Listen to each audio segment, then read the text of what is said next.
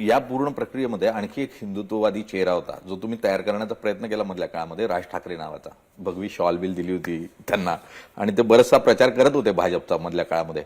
अचानक असं काय झालं की ते ठाकरेंकडे गेले? कारण तुम्ही त्यांना बऱ्यापैकी मॅनेज करता, तुम्ही त्यांना चालवता अशी चर्चा होती. अचानकपणे ते दोन ठाकरे एकत्र कसे झाले? बघा, to be fair to Raj Thackeray, आम्ही त्यांना कधीही चालवलं नाही.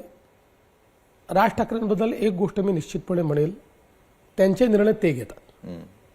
चुकीचे घेत असतील, बरोबर घेत असतील, कन्फ्युज्ड माइंडनी घेत असतील, अनेक वेळा मला ते कन्फ्युज्ड वाटतात, पण त्यांचे निर्णय ते घेतात. त्यामुळे त्यांनीच मध्यंतरी असा निर्णय केला की मला हिंदुत्वाचं एक काम करायचं आहे आणि एक घोर हिंदुत्ववादी म्हणून त्यांनी आपली इमेज बिल्ड करण्याचा प्रयत्न केला. मग अचानक त्यांना असं वाटलं की हिंदुत्ववादी इमेजनी मला काही फार फायदा होत नाहीये, पुन्हा हिंदुत्वाकडनं ते हिंदुत्व थोडं बाजूला करून असं एक सेक्युलर मराठी फेस अशा टाईपने त्यांनी प्रयत्न केला. आमच्यासोबत ते लोकसभेला होते, विधानसभेला अर्धवट होते, पूर्णपणे आमच्यासोबत नव्हते.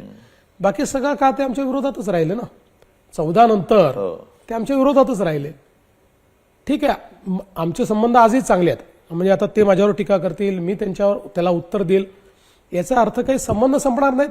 उद्या आम्ही एकत्रित चहा पिऊ किंवा त्यांनी निमंत्रित केलं त्यांच्या घरी मी जाईल, माझ्या घरी निमंत्रण केलं तर ते येतील, तो प्रश्न नाही आहे. पण सैद्धांतिकदृष्ट्या मला असं वाटतं की आत्ता त्यांनी जे अलायन्स केलेलं आहे हे माझं भाकीत आहे की राज ठाकरे आणि MNS will be the biggest loser in this alliance.